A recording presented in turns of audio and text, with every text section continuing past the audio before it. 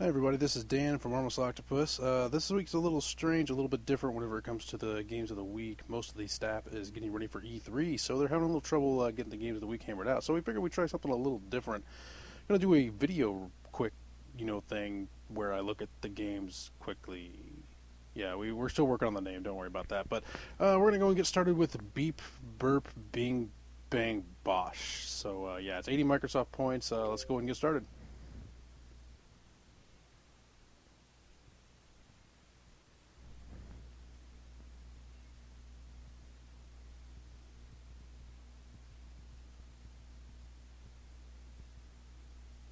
Alright, here we are. bbbbb beep burp. Okay, the name's not the best. Can you beat the beat? See, easy two instruments. Looks like a sort of like a rock band Guitar Hero thing where there's a little musical highway. Looks like it has the potential. I don't know. Wait, what am I doing? I don't know what I'm supposed to be doing.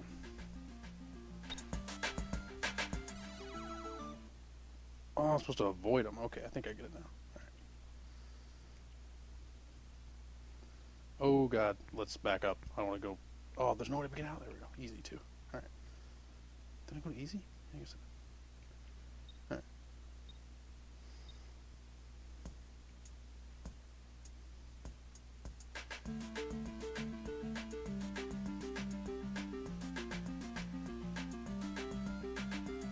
You know...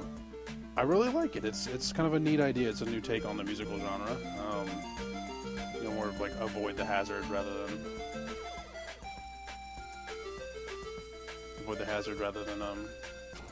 God, it's hard to concentrate.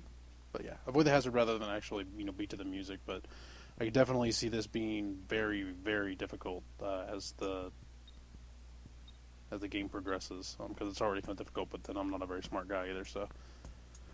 Alright, next song, come on. I can't really say how many songs there are, I don't really know, I guess I could check on that real quick. I like the premise. Oh, come on. Alright, so obviously it's the kind of game that seems like it could be a lot of fun, but for someone who's a lot smarter than me, so...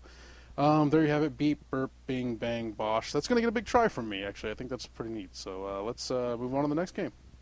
Alright, next up is Spitfire. It is also 80 Microsoft points. Let me see here.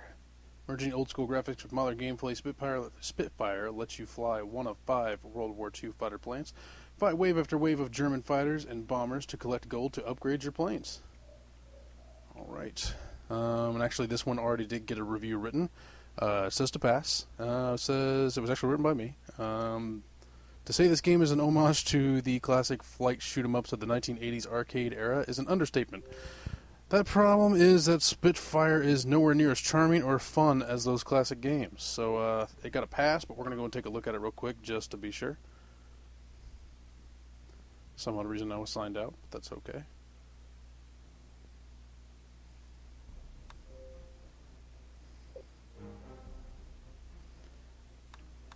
Let's take a look at the hangar real quick. Pretty cool that you're able to upgrade your ships. That's pretty neat. 5 different ships. Well, let's go ahead and fly real quick. Adjust my mic. Kind of interesting that they went with a classic visual presentation, but all the audio seems to be very modern. 8 fire cannons, extra fire rockets. Looks to be used as a heat gauge down in the corner to keep you from spamming weapons and stuff. I can't move up and down, which is kind of annoying. And shoot 'em up, being able to move multiple levels is pretty important. But simply moving left and right doesn't really seem to do the trick. I'm not sure why they decided to do that. I mean, I know it's... in a lot of these kinds of games, wherever it's programmed, they tend to make everything else move and the player character sits still as far as a vertical kind of thing. So let's see if... Oh, I didn't mean to restart. Okay, well, it's incredibly easy to restart in case that is the kind of thing that you want to do. Try and get them in here. Oh, so there's no help menu or anything like that. But Let's try this again. Kind of strange that they didn't put the fire on the triggers, but A and X work fine, okay. So I guess I can't complain too much about that. But yeah, it's got a retro. To say it's inspired by those classic games is kind of an understatement. But yeah, it's really not all that fun, unfortunately. I mean, with how quickly, like incredibly quickly, your heat gauge rises, makes it kind of an ineffectual thing, and not being able to move up and down is a real deal breaker, to be honest. So yeah, this has got to pass. I mean, it's one of those things where if you're really into this kind of thing, and it's really hard too, if you're into this kind of game, maybe you want to check it out, but otherwise I think it's probably just a big old pass. Alright, next up is Ghosts of Tarr-Minos. Hope I'm saying that right. It is 80 Microsoft points. Description: 30 years after the defeat of the dreaded Minotaur, it is time to return to the maze of Minos Island once again in this retro dungeon adventure. Randomly generated items, monsters, and mazes will test your luck, skill, and perseverance. Seek out hidden doors, locked chests, and the best equipment as you delved even deeper. Relive the times when television had both intelligence and vision. I see what they did there. Alright. Let me see. This one was actually a review written up by Dave. This is a throwback to the days of early PC gaming dungeon crawlers, where you progress screen by screen and attack stationary enemies. Not much fun to be had here, but if you like these types of games, then perhaps it would be for you. So, we're going to go and take a... Oh, that's cute. It's a hamster. I like hamsters.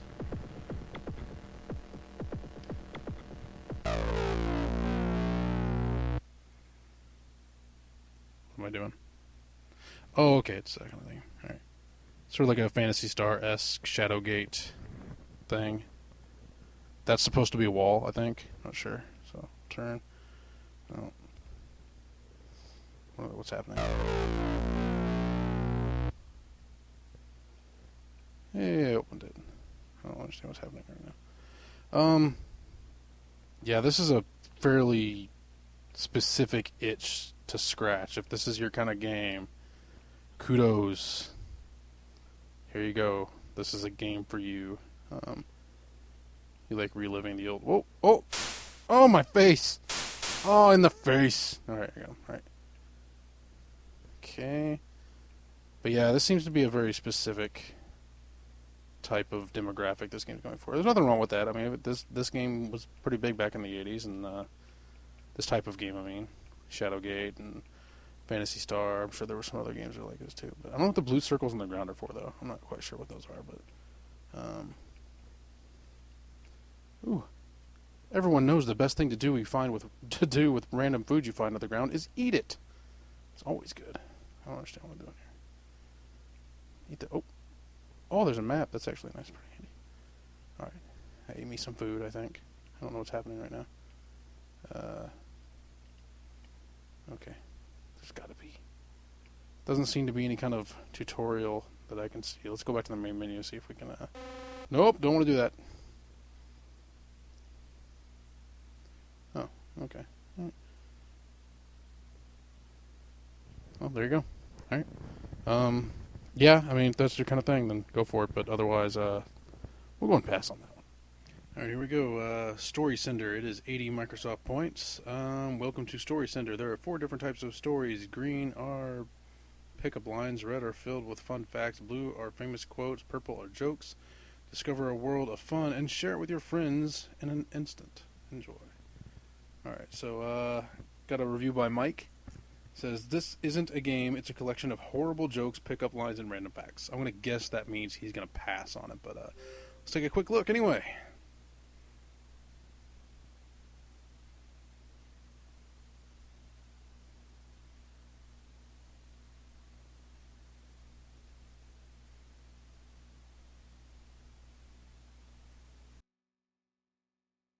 Dear ladies and gentlemen, this game contains stories that may not be to your liking. You might even say that the information gained from this game is so foul that it was written by the devil himself. Sending these messages to anyone in your acquaintance will make you his accomplice, spreading the joy of true schadenfreude. Thank you. Comes with a disclaimer saying how terrible it is. Let's go with that. Okay, welcome to Story Center. There are 4 different types of stories. Greens are pickup lines. Reds are filled with fun joke. Or we already went through all this. Never mind. Okay. Husband asks his wife during dinner. I bet you will not make me tell me something that will make me happy and angry at the same time. His wife thinks. For a few seconds, it says, "You have the biggest cock in the neighborhood." Stand still. Okay, alright, I definitely see what Mike means. Not really a game, but I mean, it's one of those things, I guess maybe it would be good for a chuckle for, like, people with 13-year-old sensibility of humor, which I happen to have, but, yeah. What? Who measured this? Who measured cat skins to make a coat? That's disturbing.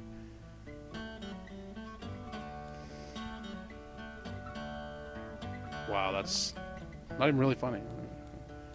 I'm all for a dirty joke, but yeah, that's not really funny.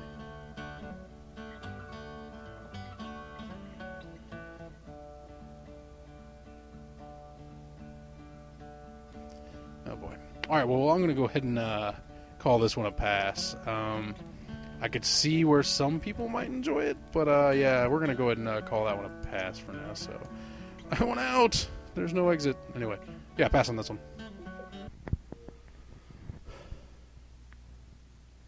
Alright, next up is Bibz, B-I-B-Z, which oddly enough I cannot find the information for every time I launch it and, you know, tell it to go up again. It just has this. So, yeah, anyway. It has not been reviewed yet, so we're going to go and take a look at it and make a judgment call on the fly.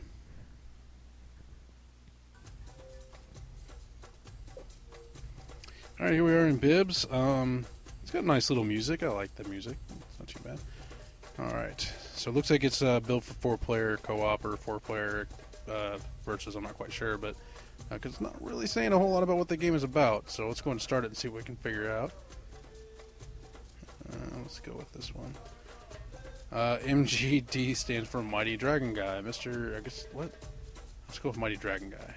Oh, I'm was I supposed to know that? Is it like a reference to something? Oh god, get away from me! Magical unicorn, go away! Oh, well, I guess it's competitive. You're supposed to jump on each other's heads. I dig the African-esque drum theme. Oh, you dick. Unicorns are dicks. Gotcha, bitch. Gotcha, bitch. Alright, come on, come on, come on. I'm a pudgy little yellow guy. Come on, I got nothing to lose. Look at me, I'm clearly not in a relationship. I'm wearing a fanny pack.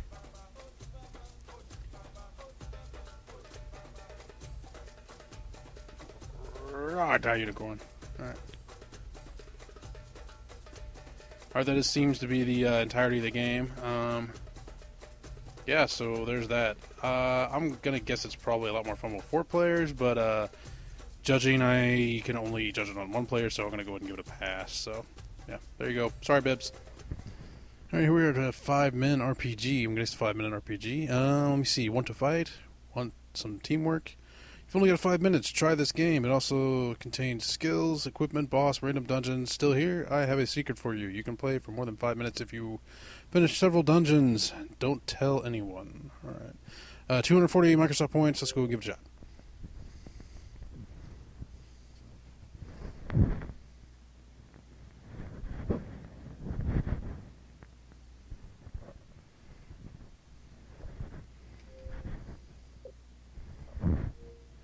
Alright, here we are. It's a 5-minute RPG. Looks like it's another one of those ones that's supposed to be for multiple players. Let's do this thing. Alright. So, looking at the review, it has been reviewed as a try, actually. In 5-minute RPG, you move your character around a hex grid and fight various baddies while leveling your skills and picking up loot. The concept is sound, but in practice can come across as a little bit boring. The title is likely much more fun with 4 players, but alas, I have no friends to test out the multiplayer function with. And let me see. Despite the obvious shortcomings, the demo is worth giving a shot. So let's go and try it real quick. Oh. Alright, looks like X heals. B shoots. And a swipe some kind of magic booger at people. Take my magic booger. Okay, magic booger! Get off me!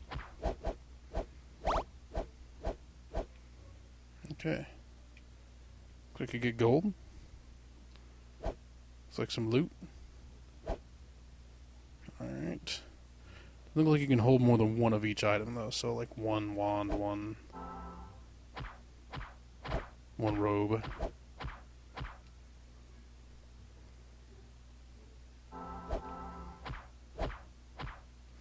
I could see this being more entertaining with more people. Right now it's a tad boring with one person.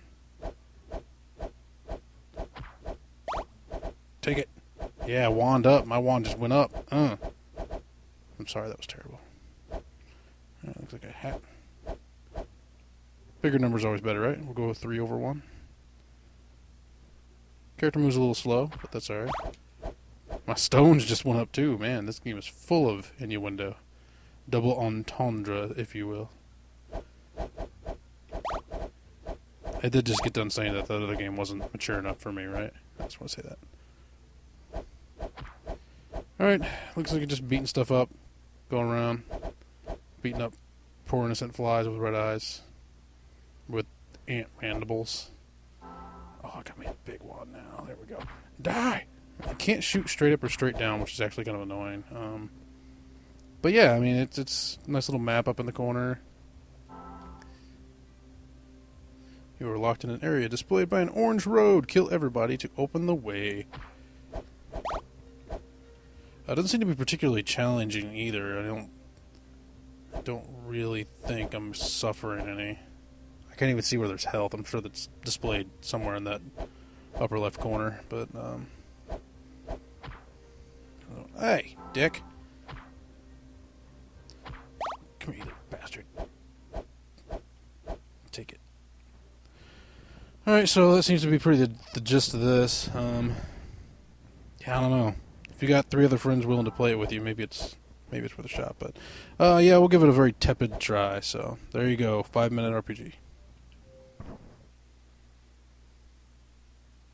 Alright guys, it's time for our last trial of the week. It is MiG Madness, or MiG Madness, I'm not quite sure how to say it, but it is 80 Microsoft points, developed by Bionic Shark. Let me see here.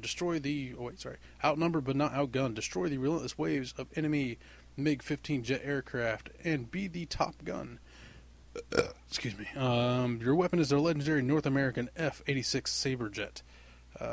Play solo or with 1 to 4 player co-op in this fast-paced Korean War-era shooter. Mere survival is not enough. You need to sever. You'll need a severe case of MiG Madness and hunger for crazy power-ups to truly be the best.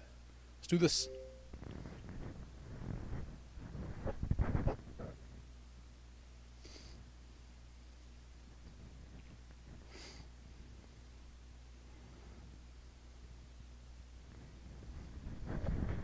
Okay, here we are in MiG Madness. It has been reviewed by Dave. Let me see. This twin-stick shooter has a great aesthetic, with dynamic day-night cycles in addition to a professional presentation.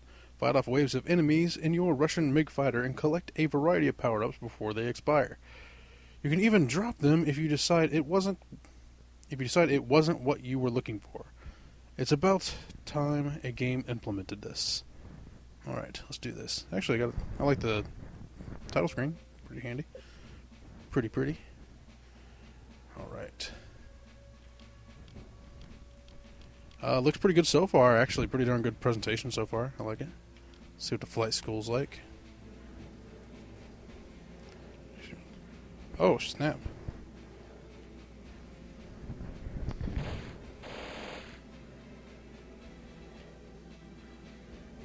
Game looks pretty good. Got really tight controls, actually. Feels pretty good.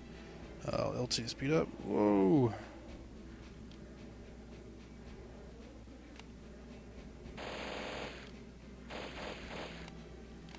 Alright, I'm ready to kill stuff. Come on, let me kill stuff.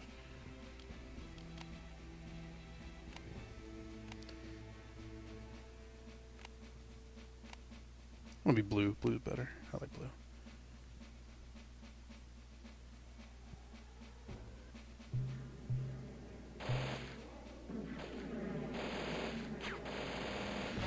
I'm not sure if I'd call it a twin-stick shooter because I don't think the right stick does anything, but...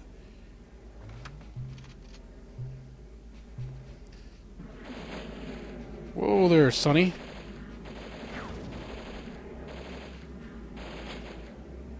Okay, this is actually pretty fun. Oh god.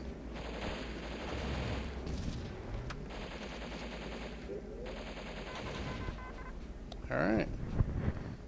I like it, it's pretty cool. Seems like a game that was actually played by... What are those things called? Oh yeah, designers. Yeah, it looks like it was played by designers. Take it in the face! Gatling gun. Oh snap. My hot laser of death.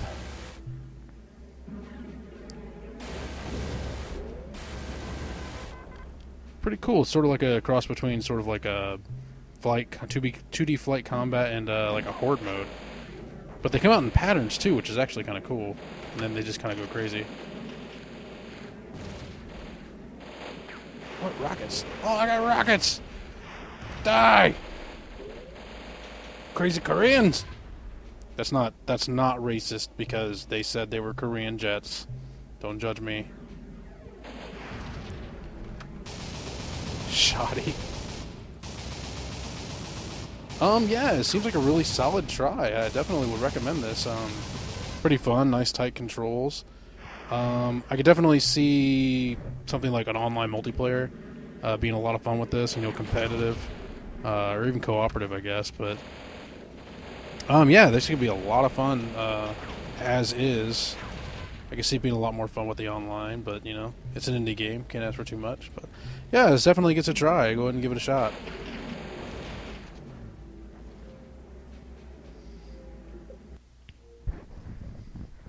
Alright everybody, that's it for us this week. Not too many games coming out, but then E3 is just around the corner. Hope you enjoyed the departure from our regular stuff. So we will see you guys next week for some more Game of the Week stuff from Armless Octopus. Enjoy.